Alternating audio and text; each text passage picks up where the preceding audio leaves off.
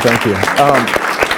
I live in Arizona most of the year, but we have some friends back in Arizona, and actually a couple different sets of friends that really are heavily involved in foster care, and they take on children for months at a time. They've been doing it for years, and I would meet these boys and I'd hear their stories, and boy, it was so similar to the stories that I remember as a kid growing up, bouncing around, living in apartment complexes and different towns, different cities every year, every 6 months, and to think, wow, what was the difference? Why is it that I somehow rose above that and was able to chase a dream, and some of these kids were struggling? And Laurel House was really doing a great job, giving these kids an opportunity to really kind of break the chain and start new. So that's why those two charities really have been close to us. Well, the Tim Salmon Foundation is really an umbrella for a lot of other charities that we're involved with, both here in California and in Arizona.